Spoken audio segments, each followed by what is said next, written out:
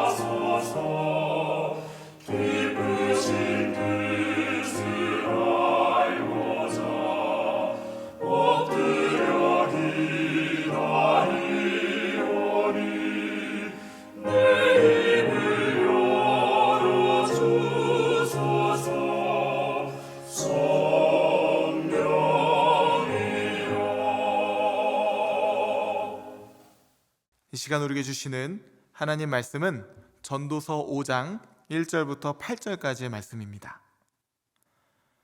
너는 하나님의 집에 들어갈 때에 내 발을 삼갈지어다. 가까이 하여 말씀을 듣는 것이 우매한 자들이 재물 드리는 것보다 나으니 그들은 악을 행하면서도 깨닫지 못함이니라.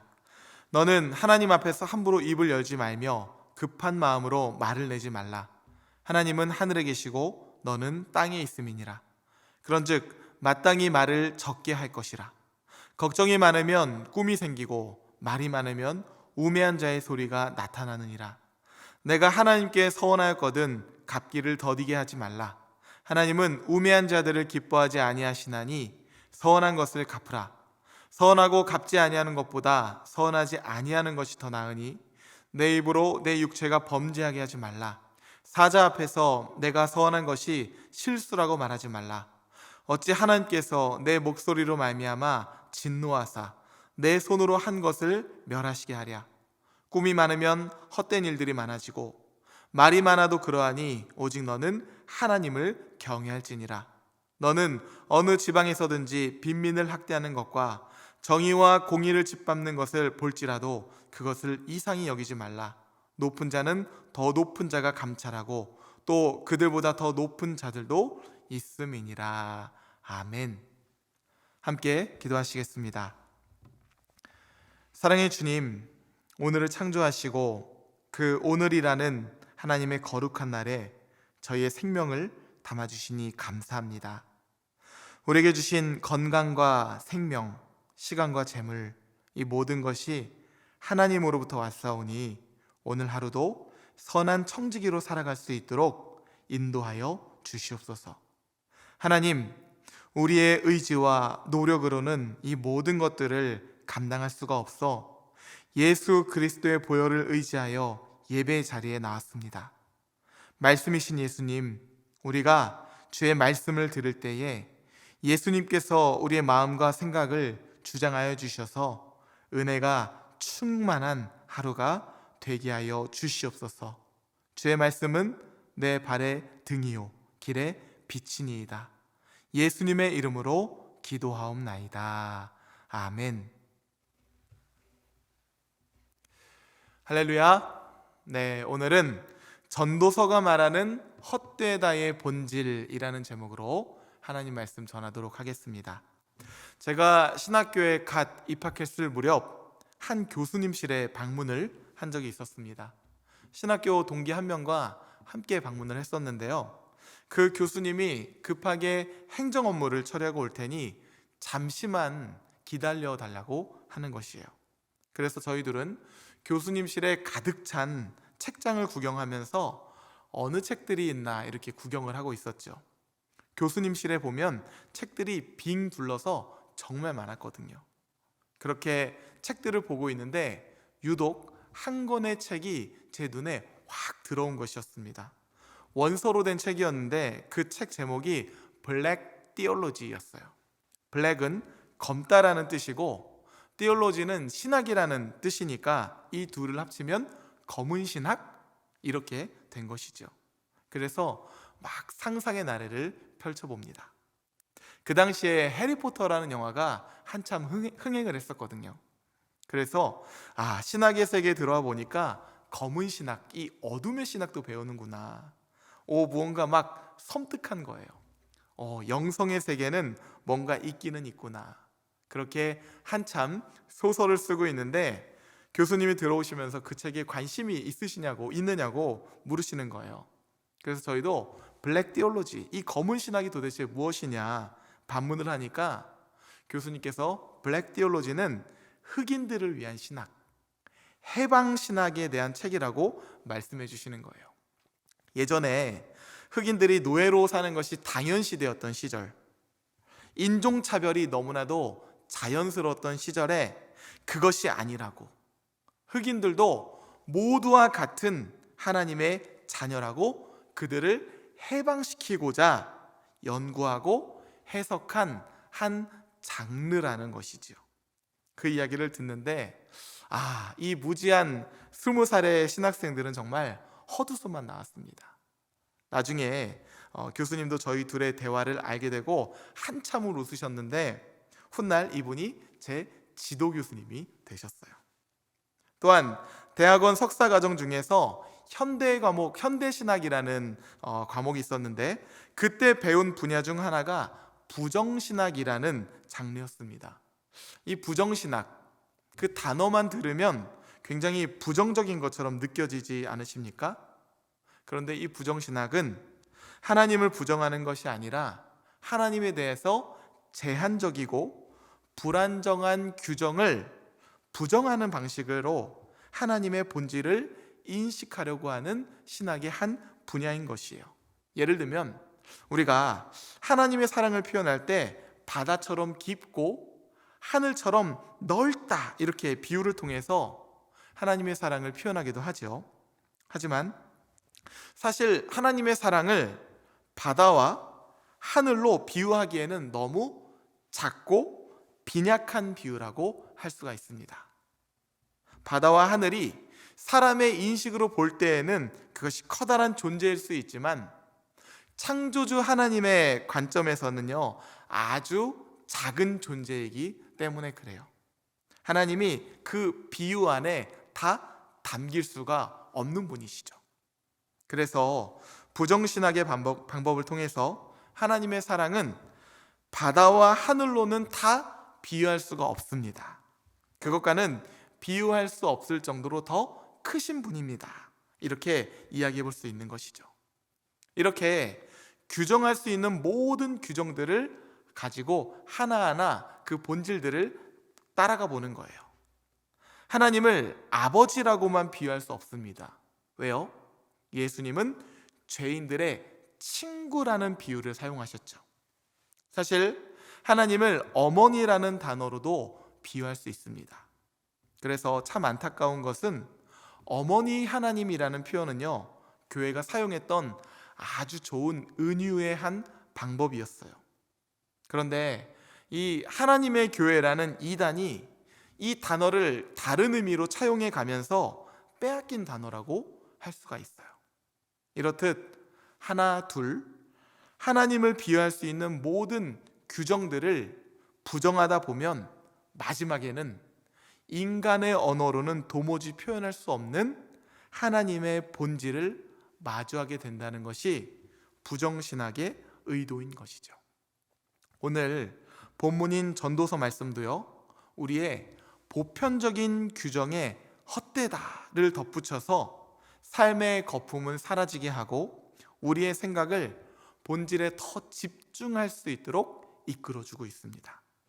구약 성경에서는 욥기, 잠언, 전도서 이 세 권의 책을 지혜서로 구분을 합니다. 그렇다는 것은 이 세 권의 책 안에서 우리가 하나님의 지혜를 발견할 수가 있다는 의미죠. 그런데 제가 종종 그런 생각을 해봅니다.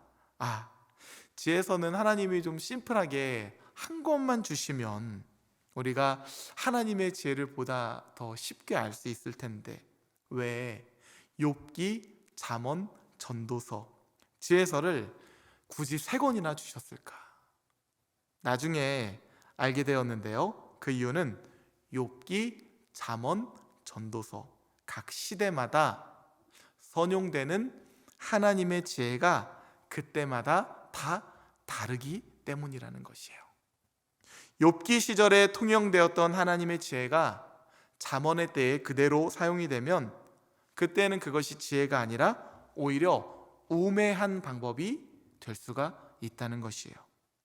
욥기의 때에는 그때에 맞는 하나님의 지혜가 있고 잠언의 시대 또한 그때에 맞는 지혜가 있으며 전도서 시대도 그 때에 맞는 하나님의 지혜가 있다는 것이죠.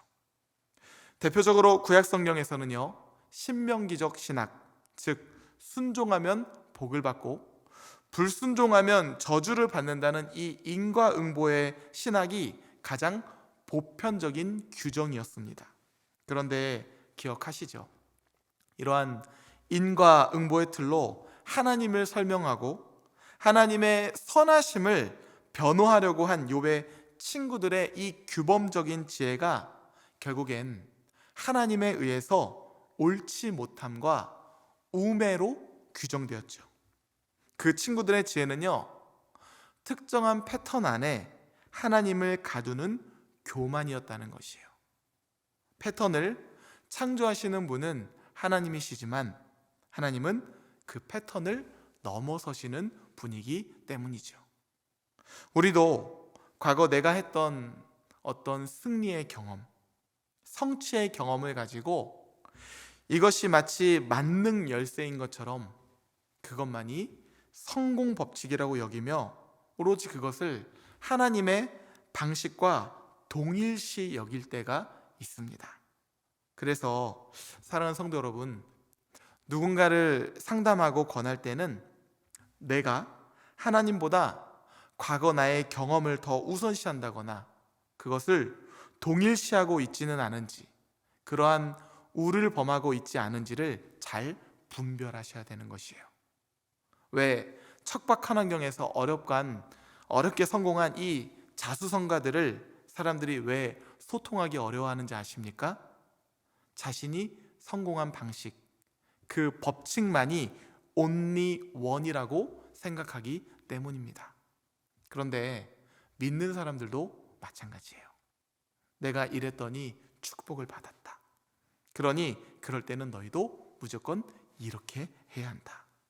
마치 자신의 신앙적인 경험을 기준으로 삼고 무언가를 풀어가려고 한다면 우리는 생각보다 잘 풀리지 않는 것을 경험하게 될 것입니다.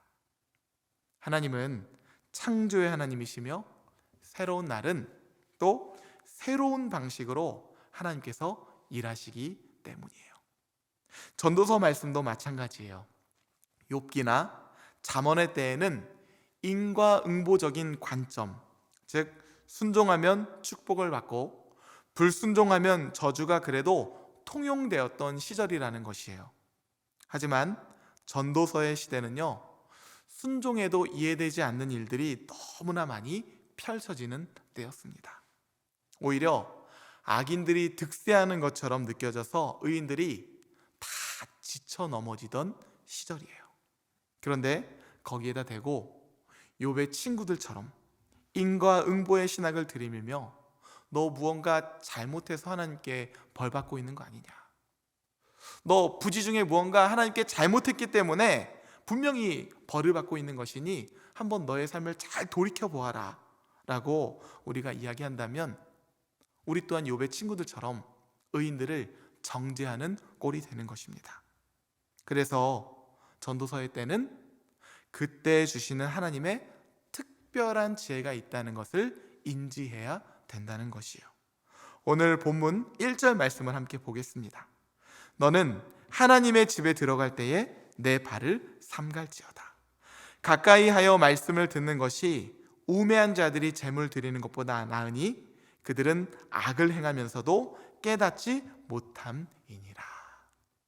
하나님께 나아가는 것, 예배를 드리고 제사를 드리는 것은요, 하나님을 기쁘시게 하는 일이죠. 그런데 1절 말씀은요, 그 당연한 전제를 경계하라고 말씀하고 있습니다. 어떤 경우든지 나아가고 싶을 때 나아갈 수 있는 것이 아니라는 것이에요. 내 발을 삼갈지어다. 전도자는요, 하나님께 나아가는 것 자체가 얼마나 조심스러운 일인지에 대해서 경각심을 불러일으키고 있는 것입니다. 자신이 드리는 예배가 오히려 우매자의 제사가 될 수도 있는 그 가능성을 염두에 두어야 한다는 것이에요. 사무엘 선지자도 사울 왕에게 동일한 말씀을 전한 바가 있죠. 여호와께서 번제와 다른 제사를 그의 목소리를 청종하는 것을 조함생같이 좋아하시겠나이까? 순종이 제사보다 낫고 듣는 것이 수량의 기름보다 나으니. 잘못된 예배를 드리면서 깨닫지 못한다면 그 사람이 오히려 우매자라는 것이에요. 그 사람은 자신이 의인이자 지혜자로서 하나님께 제사를 드리는 것으로 생각할 것이고 자신의 제사를 하나님께서 기쁘시게 받으실 것이라 믿을 것입니다. 하지만 전도서의 반성적인 지혜는요, 누구나 이러한 우매자가 될 수 있기 때문에 무조건적인 제사 또한 헛되다라고 말씀하고 있는 것이죠. 그럴 때 우리의 기도가 이방인처럼 준비 없는 마음에서 나오는 중언부언의 기도가 될 것이고, 하나님의 지혜와 능력을 모르면 감히 하나님을 가르치듯이 나의 때와 나의 방법으로 필요한 것을 달라고 요구만 하게 될 것이에요. 에덴 동산에서의 아담처럼, 바벨탑에서의 사람들처럼 하나님과 우리 사이의 이 간격을 인정하지 않는 무례함으로는 어떠한 제사도 기도도 헛되다라고 말씀하고 있는 것이죠. 마치 부정신학처럼 규범적 지혜라고 여겨지는 공식들에 헛되다라는 말씀을 덧붙여서 그 본질에 대해서 생각해 보게 해주는 것입니다. 두 번째로는 많은 말과 생각도 헛되다 말하고 있죠.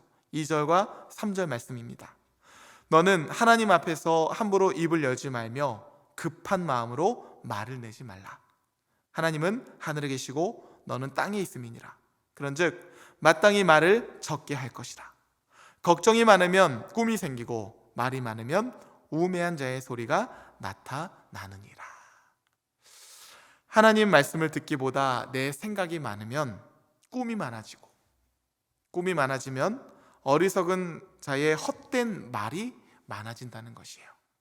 그런 사람이 하나님께 나아오고 하나님께 기도해도 그 사람의 하나님은 경외할 뿐이 아니라 자신의 꿈을 이루어주는 사환으로 전락해버리게 된다는 것이죠. 세속적인 성공과 뒤범벅된 나의 바램을 비전이나 꿈으로 미화하여 일상의 중요성에 대해서 오히려 눈을 감게 만든다는 것이에요. 그래서 예배자의 기도를 경계하면서 오히려 하나님의 말씀을 듣고 한 발 한 발 순종하며 나의 꿈이 아니라 하나님의 꿈이 내 속에 새겨진다는 것을 오히려 기도라고 전하고 있는 것입니다.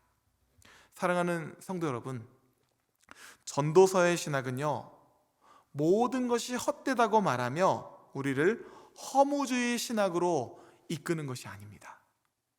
오히려 헛됨이라는 표현을 통해서 우리의 삶 가운데 알게 모르게 새겨져 있는 거품들을 하나하나 제거해 가면서 그 본질을 직시할 수 있도록 돕고 있는 것이죠. 예배의 본질이 무엇입니까? 하나님의 말씀을 듣고 순종하는 것이죠. 기도의 본질이 무엇입니까? 말하는 것도 중요하지만 먼저 하나님의 음성을 듣고 그 음성에 반응하면서 말하고 행동하는 것이 순종의 기도입니다. 사실 이 전도서 또한 태초부터 정해진 영원한 하나님의 규범이 있다고 전제하고 있습니다. 다만 이 세계를 잠시 있다가 사라지는 존재인 인간은 그 패턴을 알 수가 없다는 것이죠. 따라서 전도서가 말하는 지혜란 헤벨로서의 존재의 한계성을 우리가 인지한 채 어떠한 특정한 규범 혹은 자신의 예측에 따라서 삶이 무조건적으로 흘러가지 않다는 것을 아는 것이 바로 겸손이고, 그렇기에 우리에게 매일같이 하나님께 묻고 새롭게 일하시는 하나님을 바라보라고 전도서 기자는 권면을 하고 있는 것이죠. 오늘도 하나님은 새로운 날을 창조하셨습니다. 그리고 우리에게도 새로운 생명으로 오늘 하루를 일깨워 주셨죠. 그리고 그 하나님께서는 아침마다 새롭고 늘 새로운 하나님의 방식으로 오늘을 창조해 나가실 것입니다. 바라기는 여러분의 삶이 오늘 말씀으로 인해서 잘 분별이 되고 말씀을 통해 지혜와 겸손을 얻어 오늘 하루를 하나님과 동행하는 거룩한 삶이 되기를 주님의 이름으로 축복합니다. 함께 주기도문 하시겠습니다. 하늘에 계신 우리 아버지여, 이름이 거룩히 여김을 받으시오며 나라가 임하시오며 뜻이 하늘에서 이루어진 것 같이 땅에서도 이루어지이다. 오늘 우리에게 일용할 양식을 주시옵고 우리가 우리에게 죄 지은 자를 사하여 준 것 같이 우리 죄를 사하여 주시옵고 우리를 시험에 들게 하지 마시옵고 다만 악에서 구하시옵소서. 나라와 권세와 영광이 아버지께 영원히 있사옵나이다. 아멘.